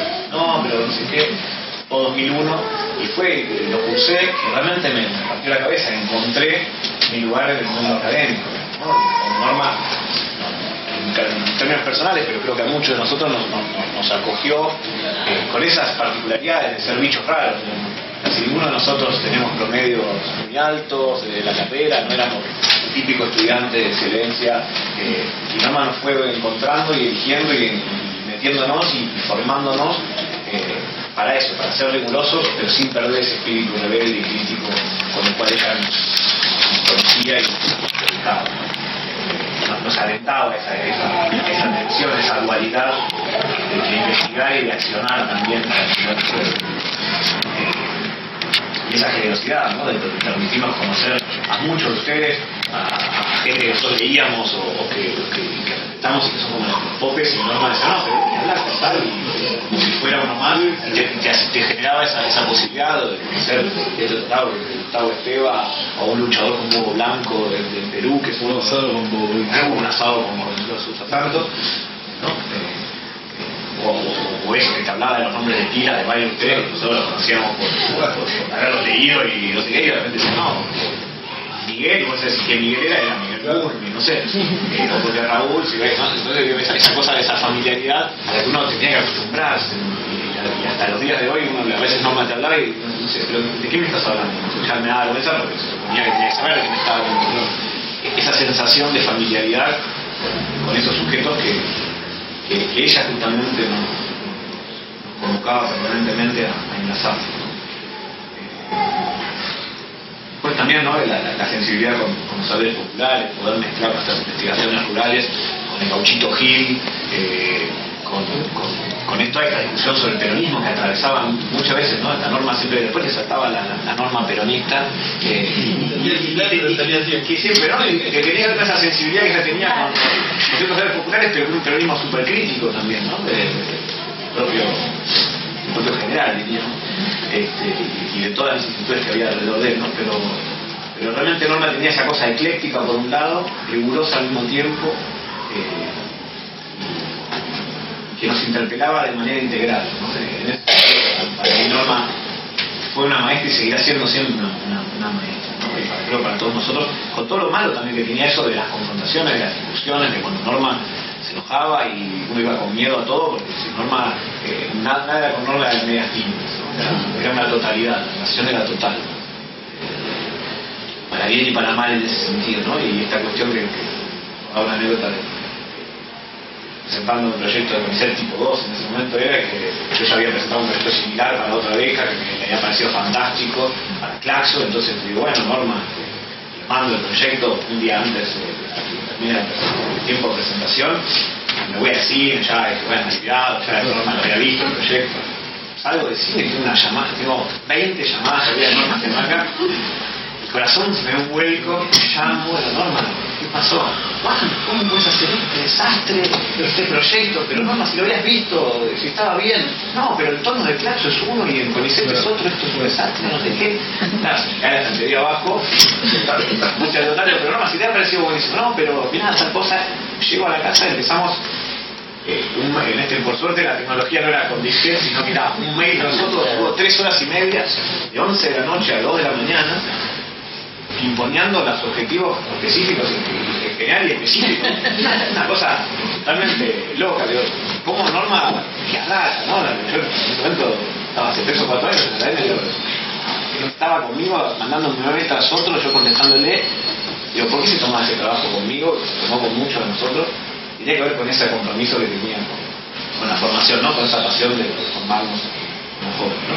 Y también cosas dificilísimas de peleas que teníamos, que han tenido los compañeros de equipo y han sido durísimas, y han terminado muy mal, y decía Susana, o mi viejo amigo, tenían chaperita que saber, bueno, quedaron de este lado de otro lado, pero también Norma quería, digamos, y de esa manera era una forma muy interna, ¿no? Entonces, yo pocas veces estuve enfrentado y las cosas por muy poco tiempo, y era durísimo estar de ese lado, ¿no? Y otros compañeros han estado mucho más tiempo ahí, pero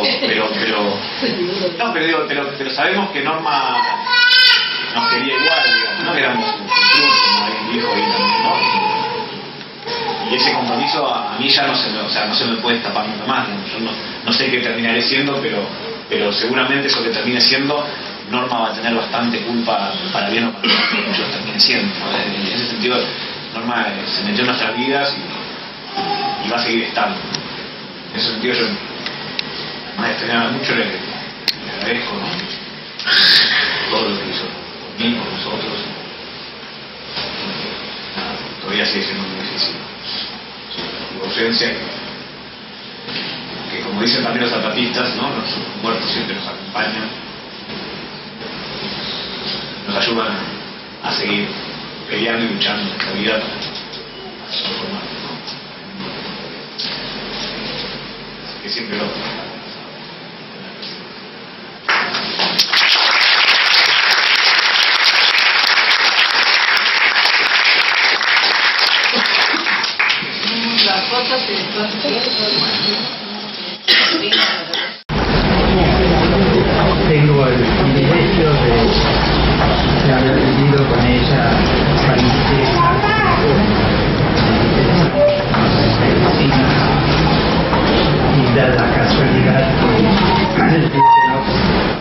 día que hablamos, porque en realidad ella me conocía a mí, pero yo no la conocía a ella, porque ella tomaba mi curso de introducción a la economía acá en sociales.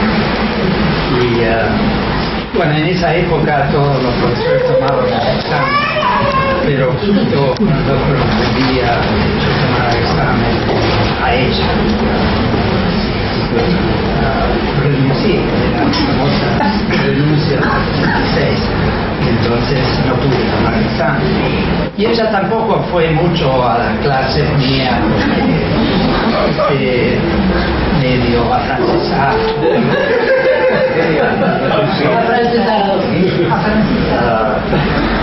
No le interesaba el hecho de ir a las clases teóricas.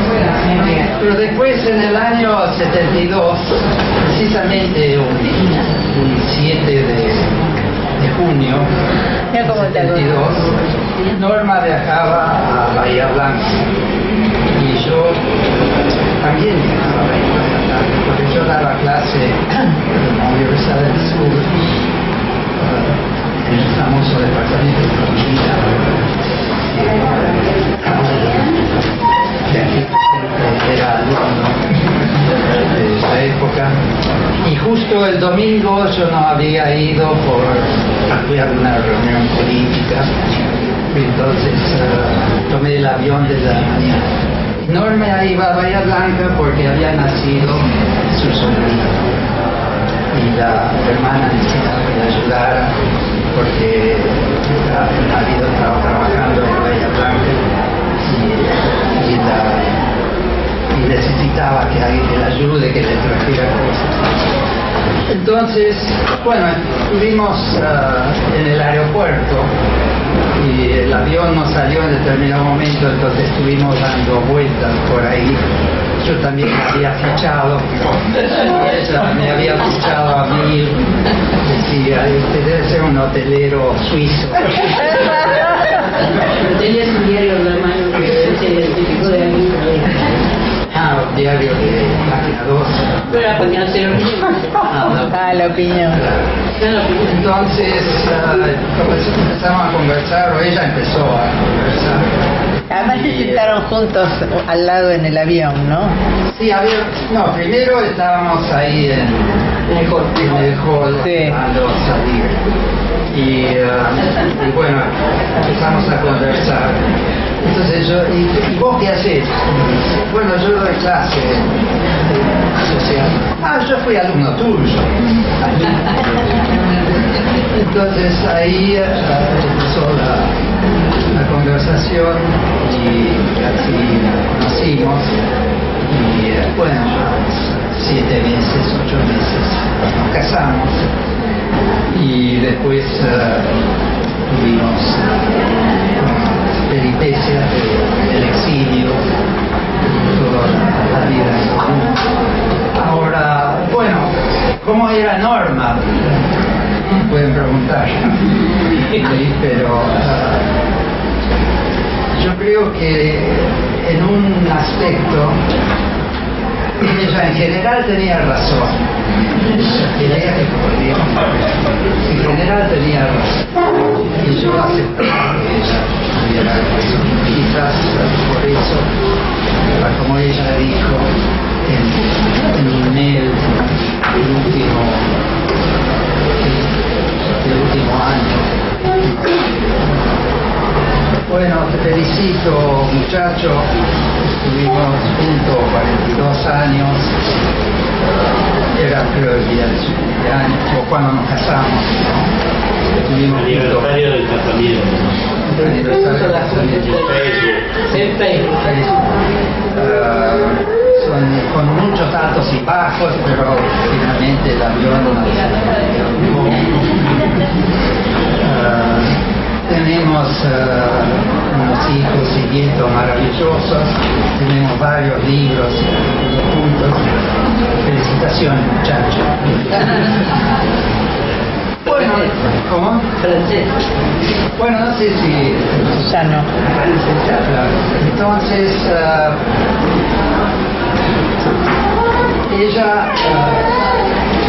con ella teníamos una conversación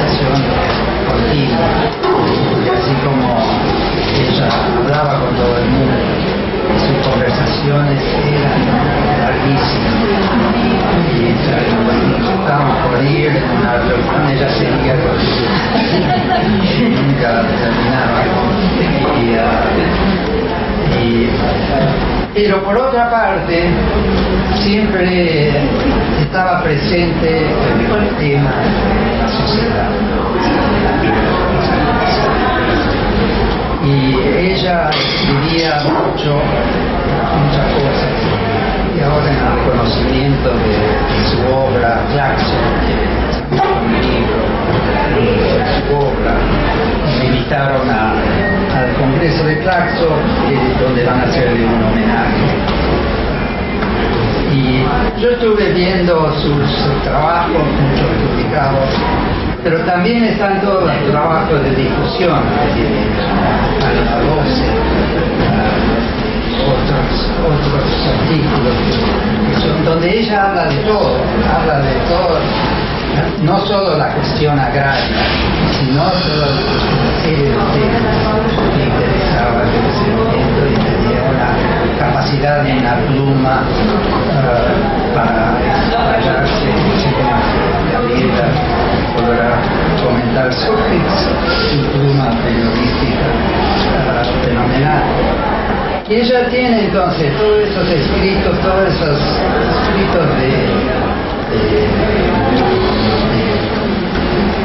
de difusión. Ella siempre escribía, continuamente estaba escribiendo.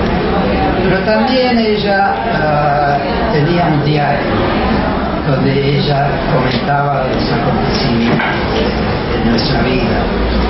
En ese diario ella comenta, el diario lo conocí ahora, no lo conocía antes, donde ella empieza con el año 2000, no sé si empezó antes, si indica algunas cosas antes del 2000, pero comenta episodios del año 2000, y después un acápite muy importante, el día que estuvimos en Nueva York. Habíamos ido a un congreso de LASA en el año 2001, que se llevó a cabo en Washington, y aprovechamos para visitar Emilio en Nueva York al día siguiente.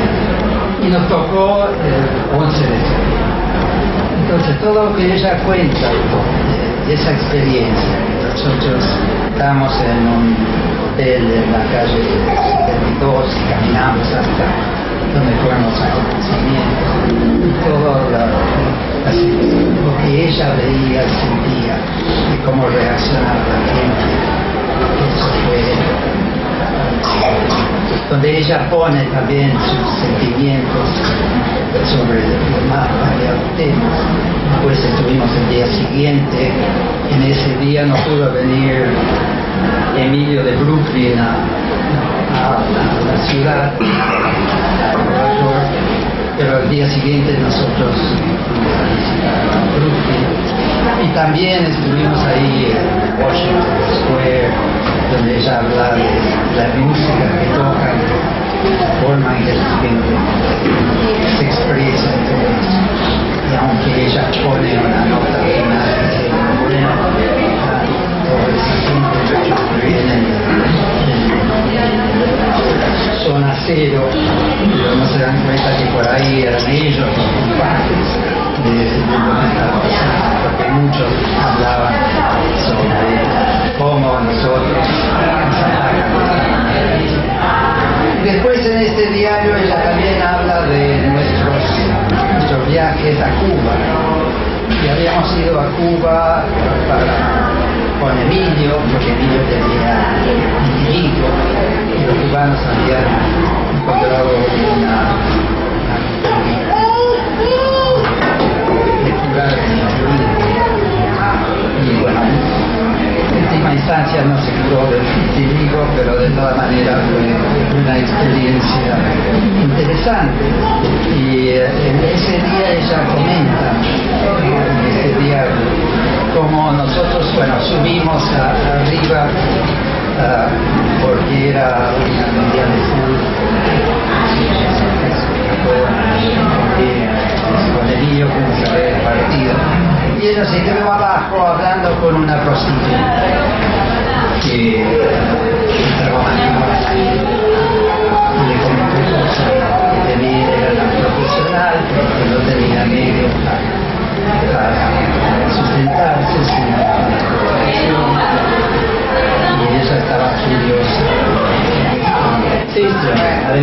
estaba furiosa con todo el sistema cubano en términos generales,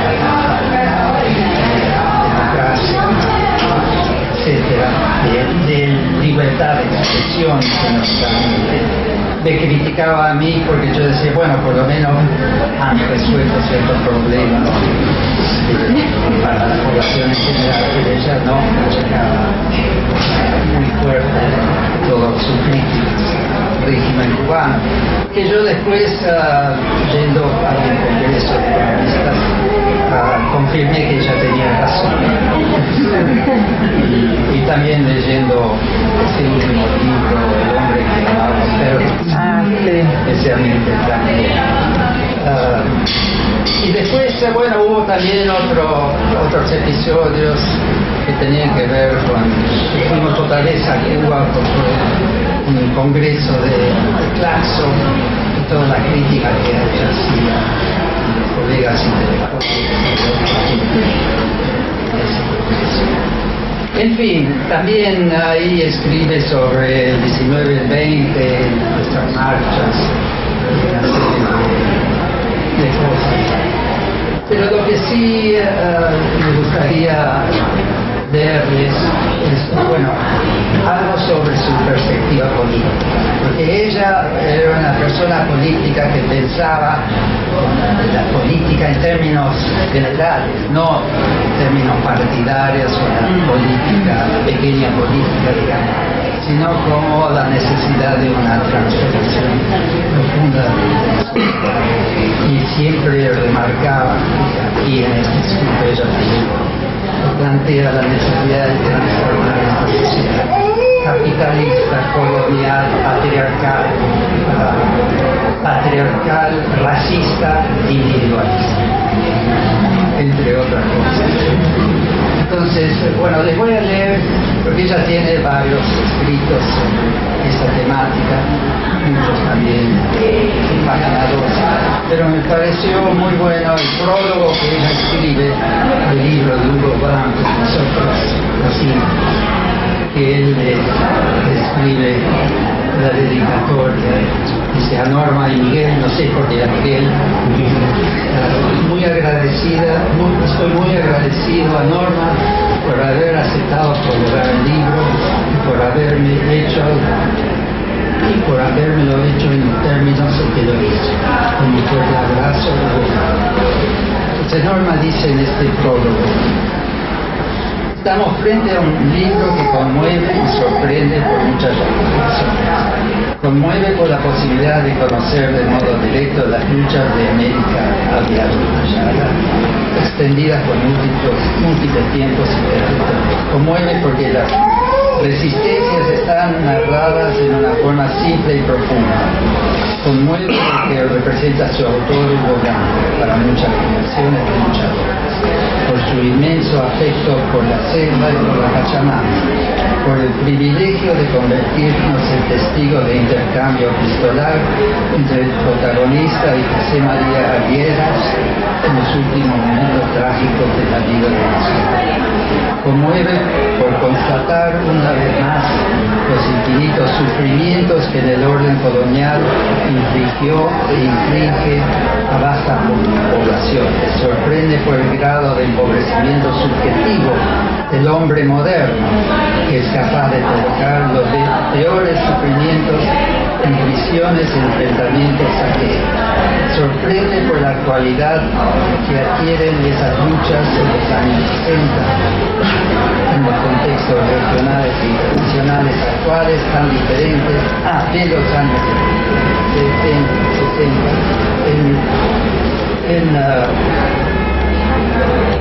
en situaciones actuales tan diferentes en algún aspecto y tan cercanas a la continuidad del poder colonial. Sorprende y conmueve la posibilidad de seguir los derroteros de aquel estudiante de agronomía que en estas tierras argentinas se convierte en un militante político tenaz e íntegro hasta llegar a este presente de madurez y compromiso. Por eso, un primer interrogante que nos podemos formular como consecuencia de la lectura de Nosotros los Indios expresa qué une los tiempos y las luchas del joven Hugo Blanco con Casanova. O dicho de otro modo, ¿qué nos otorgan sus reflexiones para pensar las luchas de hoy?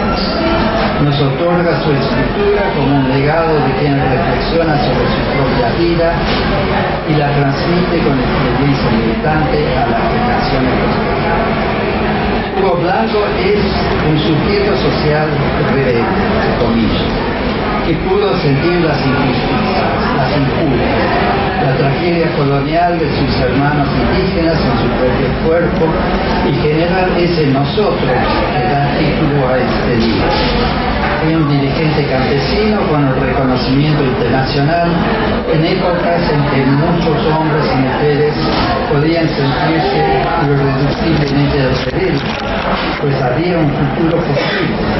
Es decir, había certezas en las teorías emancipadoras y ejemplos históricos para constatarlos. Los debates de los pensadores y militantes de la Revolución de Octubre, el monumental emprendimiento de la China de Mao Zedong, el voluntarismo infinito de Sierra Maestra, los movimientos de migración de África, permitían pensar vías y horizontes posibles. Existía un pensamiento político, una decisión ligada a una ruptura como la que define Alain Badiou y que Carlos Marx lo había expresado como una apuesta en su manifiesto. Este pensamiento político emancipador aún circulaba como un fantasma cruzando mares y entremezclándose con las ideas de los intelectuales indígenas y criollos de América Latina, con las de los revolucionarios de la India, de África y de Asia. Esa apuesta a la construcción de un espacio de no dominación atravesaba tiempos y territorios. Incluían revoluciones y rebeliones, partidos de izquierda europeos, batallas de liberaciones nacionales.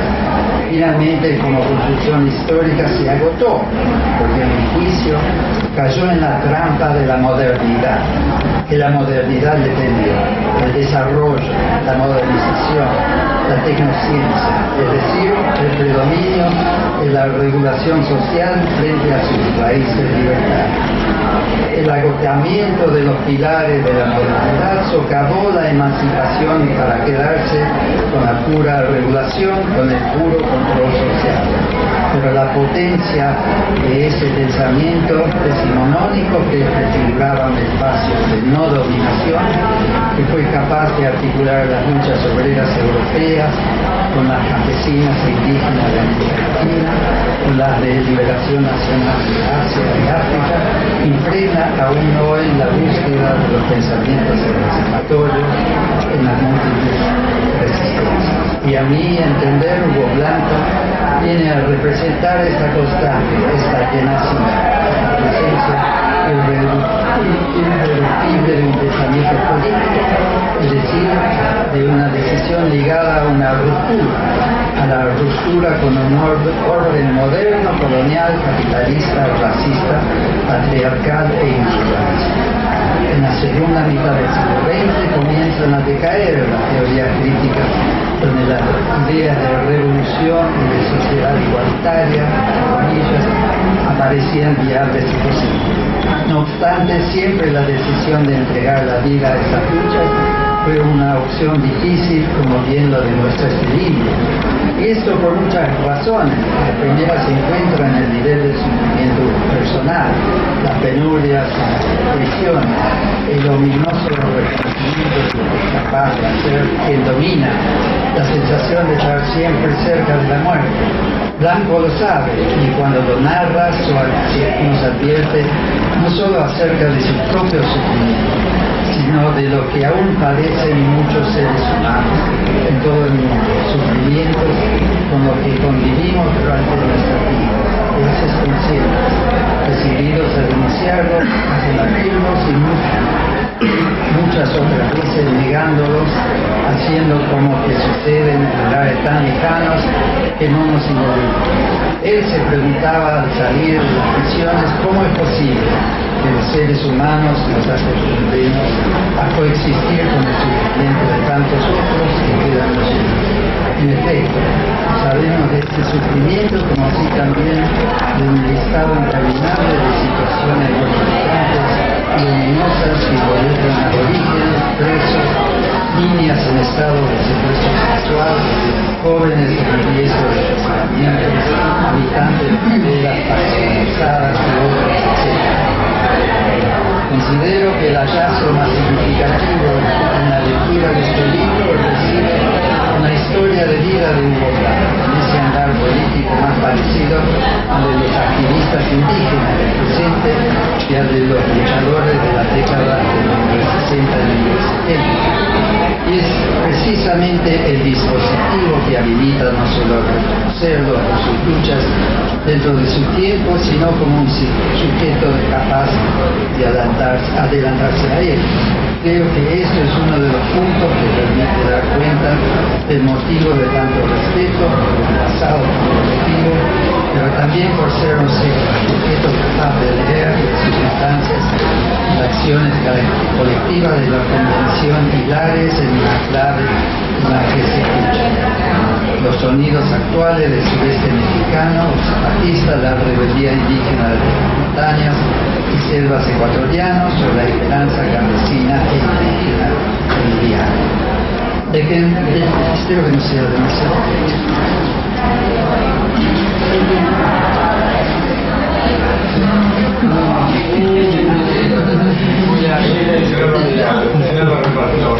Detengámonos un instante de esta cuestión.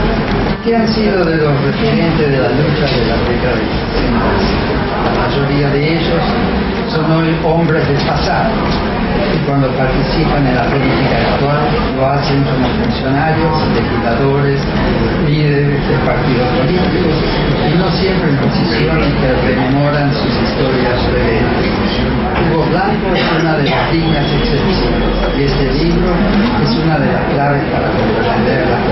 Él no pudo imaginar luchas y senderos sin estar allí inmerso en esos mundos a los que de ningún modo deseaba resultar, sino aportar presencia, coraje y lucidez. El libro nos cuenta cómo fue buscado por otros líderes para realizar acuerdos que siempre se negó a llevar a cabo, convencido del papel de los colectivos y las comunidades como centro de la decisión. En su momento, cuando se refiere a la guerrilla, sostiene las ideas que yo tenía en la cabeza por la influencia cubana no cuentan. Mientras el objetivo, afortunadamente, siempre es repetir lo que la mayoría opinaba y en el caso de la lucha armada.